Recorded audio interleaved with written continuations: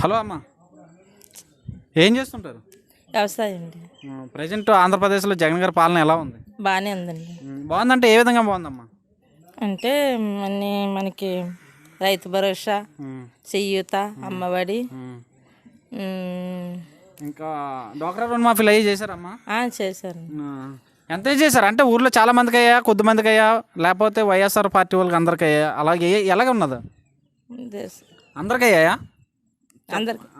అందరికీ అయిందండి. అలాగే మరి ఊర్లో పథకాలు ఇస్తున్నారు కదా, పార్టీల పరంగా ఇస్తున్నారా లేకపోతే అన్ని పార్టీ వాళ్ళకి, అంటే పార్టీలు చూడకుండా ఇస్తున్నారా పథకాలు? అంటే పాస్టులు ఏం చూడలేదు, అందరికీ ఇంకా సమానంగానే చేస్తున్నారు. జగన్ వచ్చిన కాడి నుంచి బాగానే ఉందండి. మరి ఇంతకు ముందు ప్రభుత్వాలు చూసారు, జగన్ గారి ప్రభుత్వం చూసారు, రెండాట్లో ఏది బాగుందంటారు మీకు?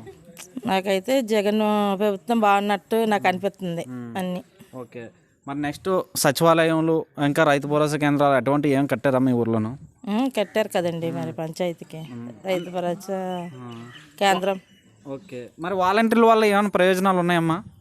ఏదైనా ఇబ్బంది అయితే వాళ్ళు చేసి పెడుతున్నారండి, ఇబ్బందులు లేదు, బాగానే చేస్తున్నారు. లంచాలు ఏమైనా తీసుకుంటున్నారా? కాదండి, ఏం తీసుకోలేదు.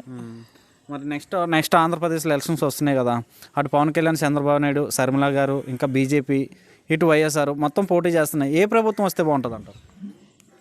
జగన్ వస్తేనే బాగుంటుంది అనుకుంటున్నాను. ఎందుకని మరి చంద్రబాబు నాయుడు కూడా ఇంకా హామీలు ఎక్కువ ఇస్తున్నారు కదా, ఇస్తానంటున్నారు కదా పథకాలు ఎక్కువగాను, మరి ఎందుకని అంటున్నారు? ఏమోనండి, మరి మాకు జగన్ మీదే మొత్తం ఉంది, జగన్కే వేయాలనుకుంటున్నాం. ఓకే అమ్మ, మరి అయితే పథకాలు అన్ని పథకాలు ఏవైతే ప్రామిస్ చేశాడో జగన్ అన్ని ఇచ్చేసిండా? ఇస్తున్నారు కదండి, మరి ఇచ్చారు. మరి కొంతమందికి ఇవ్వట్లేదు అది ఇది అంటున్నారు కదా, నిజమా అబద్ధమా అది? ఏమోనండి, అయితే నాకు తెలియదు, అయితే వాళ్ళకి అడగండి. నాకు మట్టుకైతే బాగానే ఉంది. ఓకే అమ్మ.